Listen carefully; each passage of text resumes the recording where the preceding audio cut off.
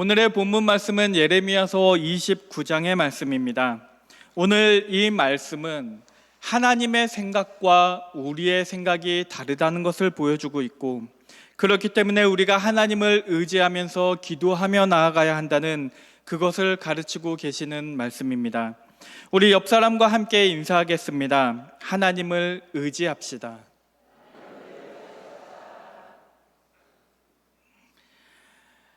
여러분들은 웃으면 복이 와요라는 그런 말을 들어본 적이 있으십니까?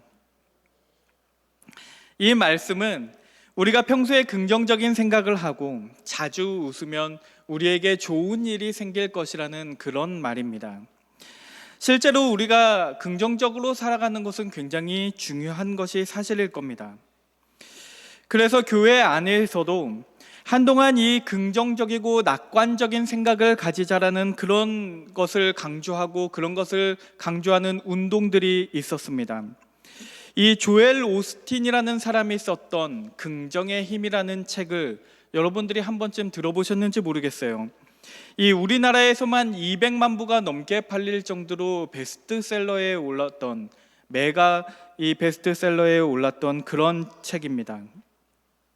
이 책의 기록을 보면 뭐라고 이야기를 하고 있냐면, 우리는 우리를 향해서 긍정적인 생각을 하고 좋은 생각들을 하고 내가 원하는 것들을 비전을 세워서 하나님께 간구하면 하나님께서는 우리를 사랑하시기 때문에 우리의 생각대로, 우리가 긍정적인 생각을 하기만 하면 우리의 생각대로 해주실 것이라고 말하는 그런 책이었습니다. 이 책에 따르면 우리가 긍정적인 생각을 하면서 살아가는 것과 우리가 믿음을 가지고 살아가는 것이 크게 다를 것이 없는 것입니다.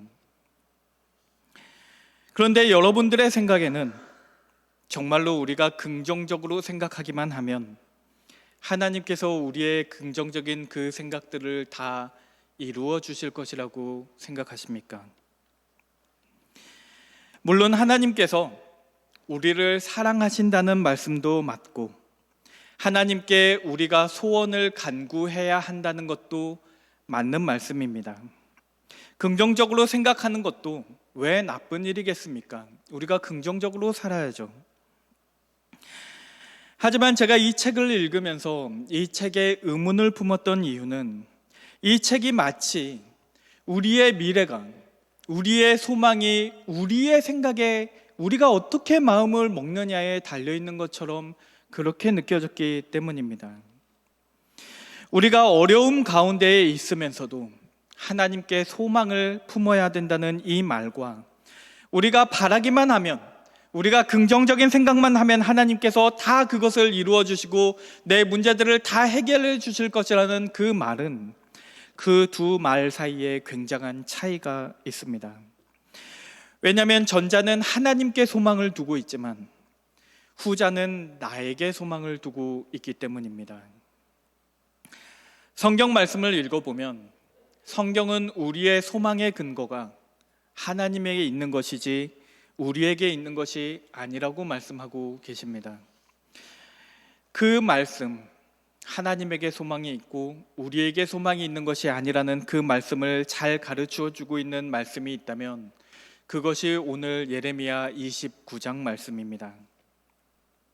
우리가 이 예레미야서 29장을 제대로 이해하기 위해선, 더 잘 이해하기 위해서는 먼저 이 말씀이, 예레미야서 29장에 쓰여진 그 역사적 배경을 먼저 살펴볼 필요가 있습니다. 이 다윗의 아들이 솔로몬이라는 사람이 있었습니다. 다 아실 거예요. 이스라엘은 이 솔로몬이라는 사람이 있었는데, 그가 처음에는 하나님께 지혜를 구하고 하나님의 종으로서 살았지만 이 후기에는 이 사람이 타락을 합니다. 이방인 여자와 결혼을 하고 그 이방인 여인이 섬기는 신을 섬기면서 타락을 하게 돼요.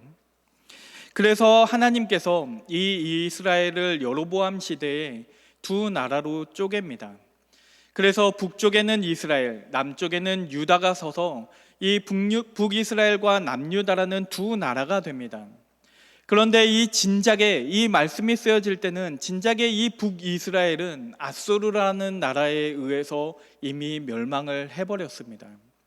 그리고 이제 이제 남유다만 남았는데 그 남유다의 가장 중요한 곳 예루살렘이 바벨론에 의해서 함락당하고 그 예루살렘에 살던 사람들이 바벨론의 포로로 잡혀가게 된 그런 상황에서 쓰여진 말씀입니다. 대표적으로 이 시기에 바벨론으로 잡혀간 사람이 있다면 우리가 잘 알고 있는 다니엘입니다. 그리고 오늘 이 예레미야서 29장이 그때 바벨론에게 포로로 잡혀간 그들에게 예레미야 선지자가 하나님의 말씀을 듣고 그들에게 편지를 보낸 것입니다. 이 배경을 이해하고 이 말씀들을 읽어보면 이 편지의 내용이 굉장히 충격적입니다. 하나님께서 너희가 바벨론의 포로로 잡혀간 그 상황에서 내가 너희를 건지리라고 말씀하셔야 될 것 같은데 하나님께서 그렇게 말씀을 하지 않으세요. 예레미야서 29장 5절부터 6절까지의 말씀 우리 함께 읽어보겠습니다. 시작. 너희는 집을 짓고 거기에 살며 텃밭을 만들고 그 열매를 먹으라. 아내를 맞이하여 자녀를 낳으며 너희 아들이 아내를 맞이하며 너희 딸이 남편을 맞아 그들로 자녀를 낳게 하여 너희가 거기에서 번성하고 줄어들지 아니하게 하라. 아멘. 그러니까 이 말씀은 너희가 바벨론에 가서 거기에서 집을 짓고 텃밭을 일구고 결혼도 하고 자식도 낳고 거기에서 정착해서 잘 살라는 말씀입니다. 잘 살라는 말씀인데 왜 이 말씀이 충격적인 말씀인지 아십니까? 하나님께서 지금까지 늘 이방인과는 결혼하지 말고 그들과는 섞이지 말라고 그렇게 말씀하셨기 때문입니다. 이 예레미야서의 이 앞장만 봐도 하나님께서 예레미야에게 뭐라고 말씀하시냐면 너가 결혼하지도 말고 자녀도 낳지 말라고 그렇게 말씀하셨었어요. 왜냐하면 예루살렘이 곧 멸망할 것이기 때문에, 그 예루살렘이 멸망할 것이기 때문에 너는 그 재앙을 피하기 위해 결혼도 하지 말고 자녀도 낳지 말라고 그렇게 말씀하셨어요. 그런데 이제 사람들이 바벨론에 잡혀가는 그 순간에 하나님께서 뭐라고 말씀하시냐면 너희가 그곳에서 잘 살라고, 너희가 거기서 결혼도 하고 너희가 거기서 아이도 낳고 잘 살라고 그렇게 말씀을 하신 겁니다. 그 당시에 포로로 끌려갔던 그 사람들이 어떤 생각을 하고 있었냐면 그들은 굉장히 긍정적이고 낙관적인 생각들을 하고 있었습니다. 하나님께서 당연히 하나님께서 바벨론을 치시고 예루살렘을 회복시키시고 이스라엘을 건지실 것이라고 그렇게 생각을 했습니다. 오늘 본문 예레미야서 29장 8절 말씀을 보면 거기에는 그 당시에 점쟁이도 있었고 선지자가 있었다고 말을 합니다. 여기서 나오는 선지자는 거짓 선지자를 말하는데 이 점쟁이나 거짓 선지자들이 그들에게 뭐라고 말을 했냐면 너무나 낙관적인 말을 합니다. 하나님께서는 이스라엘을 버리실 리가 없기 때문에 너희가 바벨론의 왕 느부갓네살을 섬기지 않을 것이고 너희가 바벨론으로 끌려가더라도 너희가 2년 내에 다시 돌아올 것이라고 그렇게 선포를 했습니다. 얼마나 듣기 좋은 말입니까? 이 말씀을 들을 때, 그 선지자들이 하는 말을 들었을 때 이 이스라엘 백성들, 이 포로로 잡혀간 그 사람들에게 이 말씀이 얼마나 희망적이고 용기를 주는 말씀이었겠냐는 말입니다. 그런데 이렇게 모든 것이 잘 되어서 하나님께서 우리를 지켜주시고 보호해 줄 것이기 때문에 이제 곧 예루살렘으로 돌아갈 것이라고 그렇게 낙관적으로 생각하고 있던 그 사람들에게 하나님께서 정반대로 말씀하십니다. 너희가 예루살렘에 돌아가지 못할 것이다. 너희가 바벨론에 집을 짓고 거기에서 결혼을 하고 아이를 낳고 거기에서 정착하며 살라고 그렇게 말씀하십니다. 심지어 하나님께서 뭐라고 말씀하시냐면 너희가 그들을 위해 기도하라고 그렇게 말씀하세요. 예루살렘을 위해서 기도하는 것이 아니라 바벨론을 위해서 기도하라고까지 그렇게 말씀하십니다. 바벨론이 평안해야 너희가 평안할 수 있다고 그렇게 말씀하셨습니다. 이 말씀은 이스라엘 사람들이 기대하고 있던 말이 전혀 아닙니다. 어떻게 이스라엘의 하나님께서 바벨론을 위해 기도하라고 말씀하실 수가 있습니까? 하나님께서 그곳에서 너희가 70년 동안을 살게 될 거라고 말씀하셨습니다. 70년을 살게 될 것이라는 이 말씀은 바꾸어서 이야기하면 지금 포로로 끌려간 너희 중에 살아서 예루살렘에 돌아올 사람은 아무도 없을 것이라는 그런 말씀입니다. 그러니까 이 편지를 읽었던 그 이스라엘 사람들이, 그 포로로 잡혀간 사람들이 얼마나 절망적이었을지 상상이 가십니까? 얼마나 실망하고 얼마나 좌절감을 느꼈겠습니까? 그런데 하나님께서 이 절망적인 말씀을 하신 후에 그 직후에 하나님께서 하셨던 말씀이 우리가 오늘 읽었던 본문의 말씀입니다. 오늘 본문 말씀 예레미야서 29장 11절 말씀 우리가 함께 읽어보겠습니다. 시작. 여호와의 말씀이니라 너희를 향한 나의 생각을 내가 아나니 평안이요 재앙이 아니니라 너희에게 미래와 희망을 주는 것이니라. 아멘. 그러니까 이 말씀을, 이 11절 말씀을 그 편지 안에서 읽고 있던 그 포로로 잡혀갔던 사람들은 이 말씀을 들을 때 어떤 심정이었을까요? 아마도 이 말씀이 하나님께서 그들에게 병 주고 약 주는 말씀으로 들렸을 겁니다. 마치 부모가 아이를 때리면서 이건 다 너를 잘 되라고 하는 거야, 이거는 사랑의 매야라고 하면서 때리는 것처럼 그렇게 느껴졌을 거예요. 그런데 아이의 입장에서 생각해 보면 이 너가 잘 되라고 이 때리는 그 사랑의 매에 아버지 어머니 저를 때려주셔서 감사합니다, 저를 잘 되라고 때려주시니 너무나 감사합니다라고 말할 아이가 얼마나 있겠냐는 말입니다. 우리에게 고난을 주시고 우리에게 어려움을 주셔서 그것은 다 우리를 성장시키시기 위함이고 우리가 결국에는 잘되게 하기 위함이라는 것을 우리는 신앙의 힘으로 믿어야 된다는 것을 우리는 알고 있지만, 그럼에도 불구하고 우리는 연약하기 때문에 당장 지금의 고난과 그 어려움들을 하나님께서 왜 주시는지 도대체가 알 수가 없습니다. 그럼에도 불구하고 도대체 이 말씀으로 우리를 무엇을 위로하기 원하시는지 알 수 없던 그 포로로 잡혀갔던 사람들에게 하나님께서 두 가지를 말씀하셨습니다. 하나는 너희를 향한 나의 생각을 내가 안다라는 말씀이었습니다. 두 번째 말씀은 너희를 향한 나의 생각이 평안이요 재앙이 아니라는 말씀이었습니다. 첫 번째로 하나님께서 말씀하십니다. 너희를 향한 나의 생각을 내가 안다.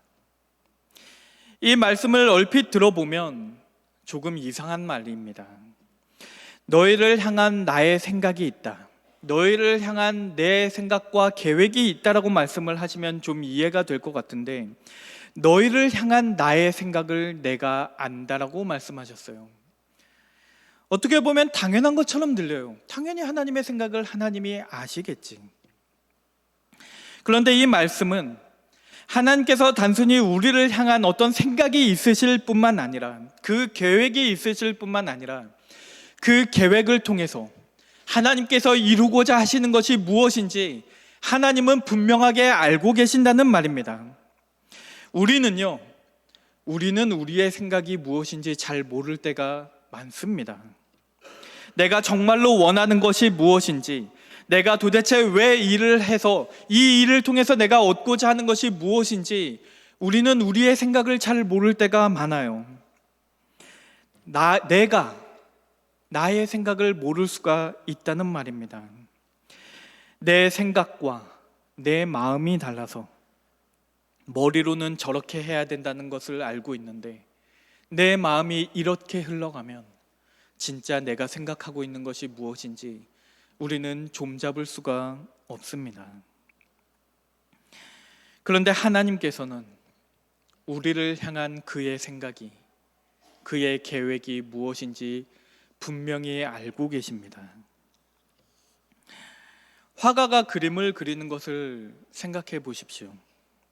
이 훌륭한 화가가 그림을 그리는 것을 뒤에서 보고 있으면 그 그림이 시작될 때는 그 화가가 선을 긋고 색깔을 칠한다 할지라도 도대체 이 화가가 무엇을 그리려고 하는지 뒤에서 보는 우리는 알 수가 없습니다. 도대체 무슨 의도로 하고 있는지 알 수가 없어요.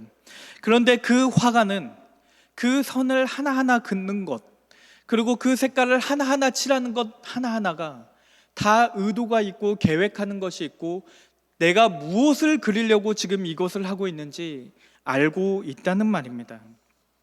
시간이 지나서 점점 그 그림이 완성되어 가면 비로소 우리도 그 화가가 무엇을 그리고 있었다는지를 알게 됩니다.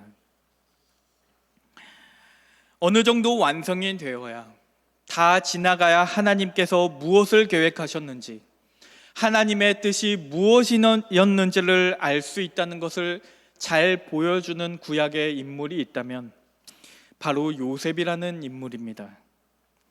창세기 50장에 요셉이 등장을 해요. 여러분들이 잘 알다시피 이 요셉은 형들의 질투를 받아서 노예로 팔려갑니다. 이 보디발의 집에 노예로 끌려가는데 그 보디발의 아내가 요셉을 유혹해서 누명을 쓰고 감옥에 갇히게 됩니다. 그리고 그 감옥에서 빵 굽는 관원과 그 포도주 빚는 그 관원을 만나서 그들의 꿈을 해석해주고 그것을 계기로 바로를 만나서 그 바로의 꿈을 해석해 줌으로써 총리가 되는 인물입니다. 그런데 한번 생각을 해보십시오. 요셉이 그 형들에게 배신을 당해서 노예로 팔려가고 있을 때, 그리고 보디발의 집에서 노예로 그렇게 핍박을 받으면서 일을 하고 있을 때, 그리고 억울한 누명에 쓰고 감옥에 갇혀 있을 때 그가 무슨 생각을 했을까요? 이 요셉이 얼마나 외롭고 힘들었겠습니까? 그렇게 힘들게 살던 요셉은 하나님께서 그를 어디로 이끄시는지 도무지 알 수가 없었습니다. 그런데 요셉이 나중에 가서 그것이 다 하나님의 뜻이었음을 고백합니다. 나중에 총리가 돼서 자기를 배신하고 자기를 팔아넘겼던 그 형들을 만났을 때 이 창세기 50장에서 요셉이 뭐라고 말을 하냐면, 당신들이 나에게 악을 행하였을지라도 하나님께서 그것을 선으로 바꾸셨나이다라고 말합니다. 만약에 요셉이 형들에게 배신을 당하지 않았더라면, 요셉이 보디발의 집에서 노예가 되지 않았고 감옥에 갇혀서 그 관원장들을 만나지 못했더라면 요셉은 총리가 되지도 못했을 것이고 그를 통해서 온 이스라엘이 구원을 받는 그런 역사도 일어나지 않았을 겁니다. 그러니까 우리는 하나님의 생각을 알지 못합니다. 그 요셉조차도, 바로가 꿈꾼 것이 무엇인지 해석했던 그 요셉조차도 그 당시에는 하나님께서 그를 어디로 이끄시는지 알 수가 없었습니다. 그런데 오늘 말씀을 보면 하나님께서는 우리를 향한 그의 생각을 분명하게 알고 계십니다. 아이를 사랑의 매라고 때리면서 막연하게 이 아이가 잘 되기를 바라고 있는 것이 아니라, 하나님께서는 하나님이 이끄시는 길의 끝에 그 결과가 무엇인지 분명하게 알고 그래서 우리를 그 길로 인도하신다는 말입니다. 이사야서 55장 8절 말씀을 보면, 이는 내 생각이 너희의 생각과 다르며 내 길은 너희의 길과 다름이니라, 여호와의 말씀이니라라고 기록하고 있습니다. 그러니까 이 포로에 이 바벨론의 포로로 잡혀간 사람들의 눈으로 볼 때는 이 상황이 너무나도 비관적이고 어려운 상황인데, 하나님의 눈으로 볼 때는 그것이 최선일 수도 있다는 말입니다. 그것이 오늘 본문 말씀에서 말씀하셨던 너희를 향한 나의 생각을 내가 아나니라는 그 말씀의 의미입니다. 두 번째로 하나님께서 그들에게 하셨던 말씀은 내가 너희에게 가지고 있는 생각이 있는데 그 생각은 평안이요 재앙이 아니니라고 말씀하셨습니다. 그러니까 하나님의 계획은 평안입니다. 여기에서 평안이라고 번역된 헬라어는 여러분들이 너무나 잘 알고 계시는 샬롬이라는 단어입니다. 샬롬이라는 것은 많은 사람들이 아무 일도 일어나지 않는, 그냥 단순히 아무 갈등도 없이 평화로운 그런 상태로만 이해하고 계신 분들이 많은데, 이 샬롬이라는 단어에는 굉장히 중요한 뜻이 있습니다. 이 샬롬은 하나님의 관계, 그리고 우리 이웃과의 관계가 바로 된다는 의미가 있습니다. 그러니까 이 모든 관계가 바로 되어야, 하나님과 우리의 관계가 정확하게 그 바른 관계로 서 있고 나와 이웃과의 관계가 바른 관계가 되었을 때만이, 그때만이 우리가 평안을 누리고 샬롬을 누릴 수 있다는 말입니다. 반대로 바꾸어서 말하면 우리가 하나님과의 관계가 먼저 바로 서지 않으면 우리는 그 평안을 누릴 수 없습니다. 그런데 우리는 자꾸만 우리가 하나님의 자리에 올라서려고 합니다. 내가 바라고 원하는 것들, 내가 긍정적으로 생각하고 낙관적으로 생각하는 그것들을 하나님께서 이루어 주실 것을 바라고 내가 모든 일의 주도권을 가지고 싶어 합니다. 그런데 우리가 내가 주도권을 가지면서 살아가게 되면 우리는 미래를 예측할 수가 없기 때문에, 우리에게 무슨 일이 일어날지 알 수 없기 때문에 우리는 늘 불안함과 어려움을 가지면서 살아갈 수밖에는 없습니다. 우리는 늘 전전긍긍할 수밖에는 없어요. 이번에 승진을 못하면 어떡하지? 이번에 시험을 못 보면 어떡하지? 라고 생각하면서 우리는 한 치 앞도 볼 수 없기 때문에, 그렇기 때문에 끊임없이 불안할 수밖에는 없습니다. 그런데 하나님께서 주도권을 가져가시면, 그러면 그때 비로소 우리가 참 평안을 얻습니다. 단순히 내가 긍정적인 생각을 해서 하나님께서 그것을 다 이루어 주시기 때문에 얻는 평안이 아니라, 하나님께서 주시는 그 샬롬은 내 이 외적인 문제에 달려있는 것이 아니라 그 일이 어떤 일이든지 하나님께서 그 일들을 주관하신다고 믿기 때문에, 그렇기 때문에 얻게 되는 평안입니다. 그러니까 하나님이 하나님 되시고 우리가 우리 되어야 합니다. 그래야 우리가 평안을 얻을 수 있었어요. 바벨론의 포로로 잡혀갔던 그 사람들이 기대했던 것이 무엇이었겠습니까? 그들이 하나님에게 바라고 기대했던 것은 하나님께서 바벨론의 군사들을 다 치시고 이스라엘을 그들의 손에서 건져내는 것이었을 겁니다. 실제로 열왕기하 19장 35절 말씀을 보면 예루살렘이 포위되었을 때 하나님께서 사네립의 군사 18만 5천 명을 다 죽게 하셨다라고 그렇게 말씀하고 계십니다. 그러니까 하나님께서는 능력이 부족하신 분이 아닙니다. 하나님께서는 그 이스라엘 백성들을 바벨론의 손에서 건져내실 그 능력이 충분히 있으신 하나님이세요. 그런데도 불구하고 하나님께서 이스라엘 백성이 바벨론의 손에 포로로 잡혀가게 하시고 그들과 결혼하고 아이를 낳고 그들 그 바벨론의 땅에서 정착하기를 원하셨던 이유는 그것만이 이스라엘을 정결하게 할 수 있고 그것만이 그들이 하나님과 바른 관계를 가질 수 있었기 때문입니다. 오늘 본문의 말씀 29장 뒷부분을 보면 예루살렘에는 하나님께서 자기를 구원해 주실 것이라고 생각했던 그런 사람들이 많이 남아 있었습니다. 모두 다 포로로 잡혀간 것이 아니었어요. 이 예루살렘에도 남아 있었던 사람들이 있었습니다. 그들은 낙관적으로 생각하면서 하나님께서 예루살렘을 회복시킬 것이라고, 그 거짓된 긍정을, 그 거짓 선지자들을 믿었기 때문에 그들은 바벨론에 가는 것을 거부하였습니다. 그런데 하나님께서 그들에게 뭐라고 말씀하시냐면, 하나님께서 예루살렘을 저주하실 것이고 거기에 남아있던 사람들에게 재앙이 임할 것이며 그 예루살렘에 있던 사람들이 죽게 될 것이라고 말씀하십니다.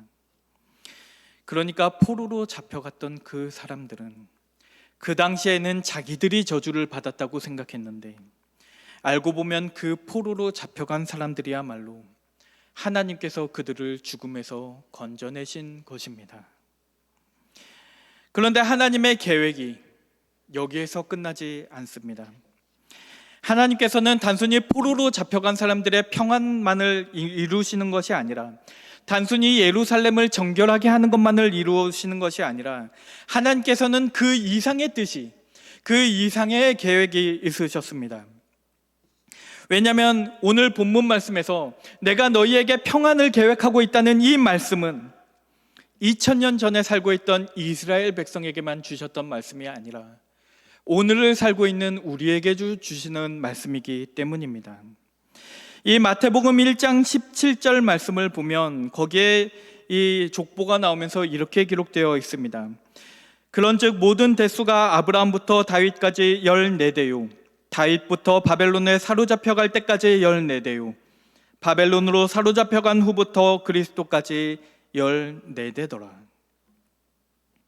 그러니까 이 말씀을 보면 이 당시의 사람들은 전혀 이해할 수가 없었지만, 결국 이 이스라엘 역사에서 예수님, 궁극적인 그 평강의 왕, 그 샬롬의 왕이 오시기 위해서는 그들이 바벨론으로 사로잡혀가는 그 시기가 필요했다는 말입니다. 그 새 시대가, 새로운 시대가 열려야 했기 때문에 하나님께서는 예루살렘을 정결케 하시고 그들을 포로로 잡혀가게 하신 것입니다. 결국 우리가 해야 하는 것은 하나님의 선하심을 믿고 그 생각과 계획을 신뢰하면서 하나님의 주권대로 이루실 것임을 인정해야 합니다. 그렇다면 그것이 다겠습니까? 우리가 하나님의 주권을 인정하기만 하면 우리의 할 일은 다 끝난 것이겠습니까? 우리가 해야 할 것은 단순히 긍정적인 생각을 품는 것이 아니라 예수님의 이름으로 기도하는 것입니다.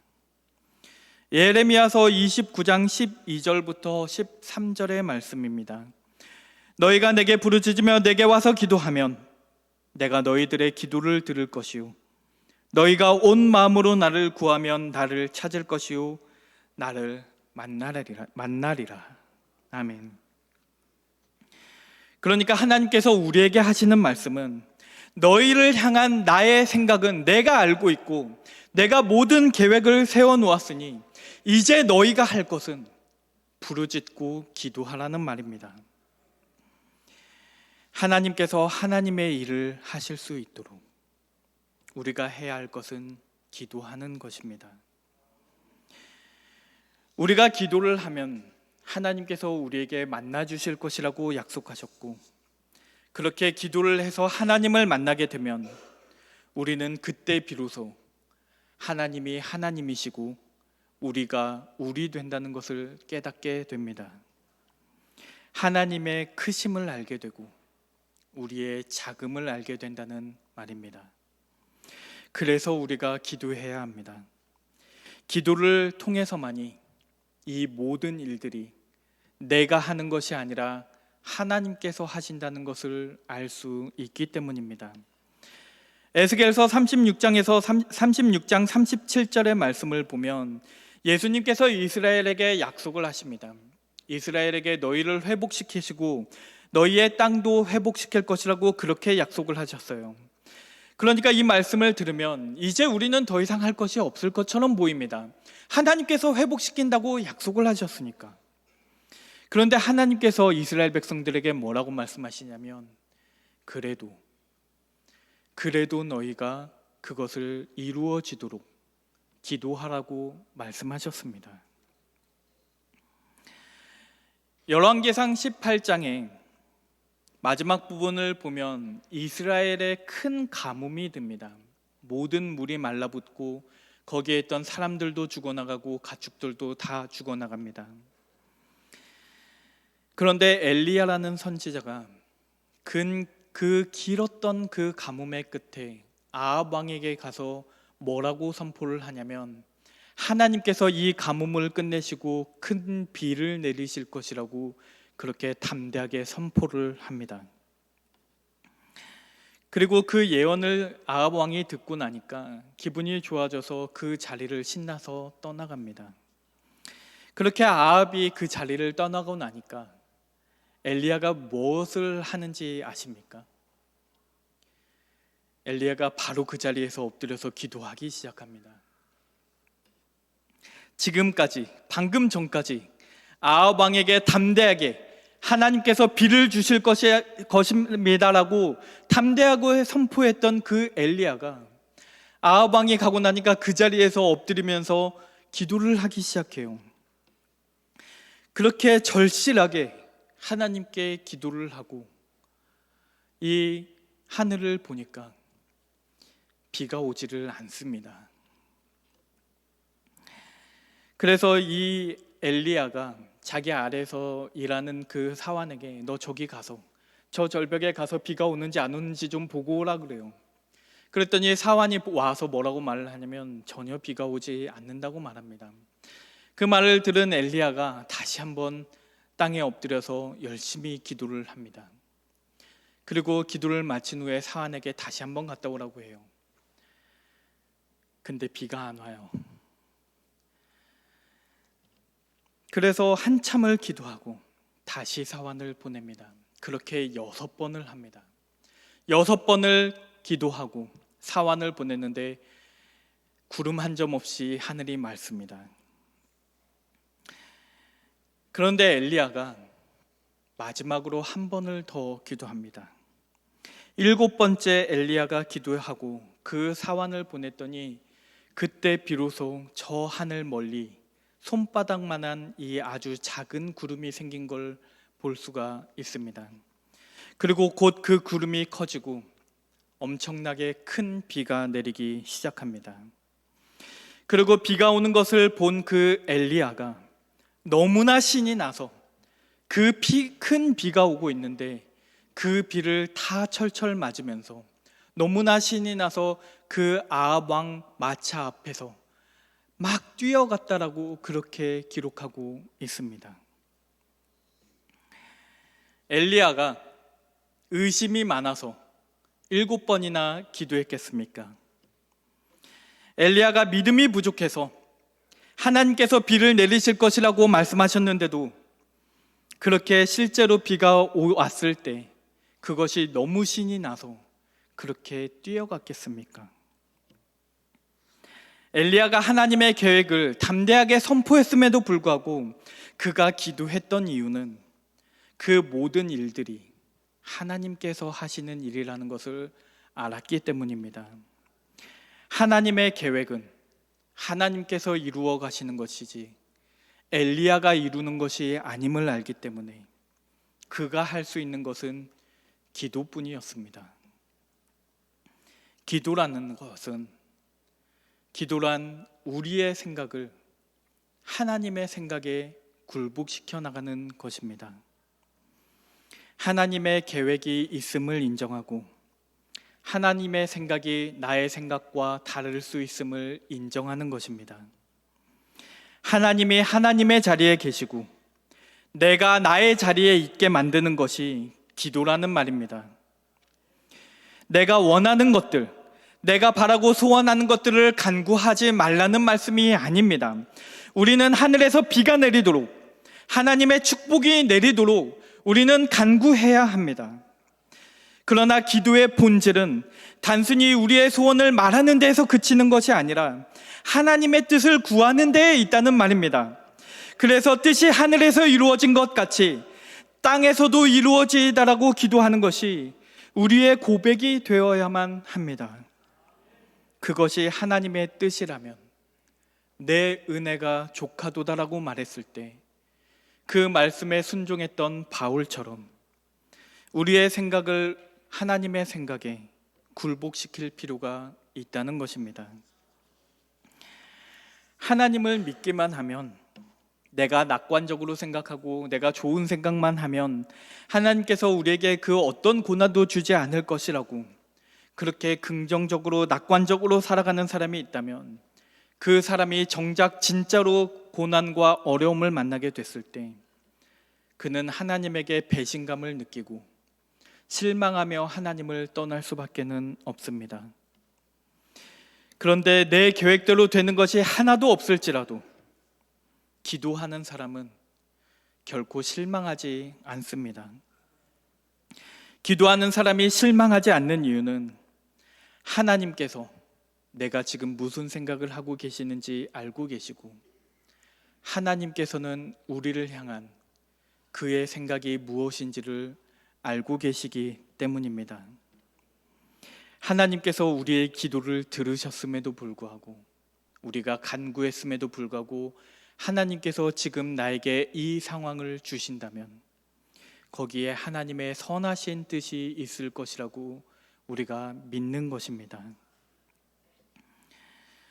정말로 힘든 상황을 맞이하게 되고 너무나 지쳐서 힘들어서 하나님께 아무 말도 할 수 없을 때가 오면 하나님께서 우리를 향한 하나님의 생각을 알고 있다는 이 말이 얼마나 감격스러운 말씀이 되고 우리의 눈물이 나게 하는 말씀인지 모릅니다. 욥기 23장 10절 말씀을 보면 그 고난을 당하던, 그 고난 가운데 있던 욥이 고백했던 것이 내가 가는 길을 그가 아신다라는 고백이었습니다. 주님께서는 우리의 길을 아십니다. 주님께서는 우리의 길을 예비하셨고 그 길의 끝에 무엇이 있는지 알고 계십니다. 그 길의 끝에서 두 팔을 벌리며 여러분들을 기다리고 계시는 주님을 만나게 되시기를 주의 이름으로 축원합니다. 우리 기도하겠습니다. 아무것도 염려하지 말고 다만 모든 일에 기도와 간구로 너희 구할 것을 감사함으로 하나님께 아뢰라. 그리하면 모든 지각에 뛰어난 하나님의 평강이 그리스도 예수 안에서 너희 마음과 생각을 지키시리라. 사랑과 은혜가 충만하신 하나님 아버지, 오늘 예레미야 말씀을 통해서 하나님의 계획과 그 계획을 이루어 가시는 하나님의 선하심을 깨닫습니다.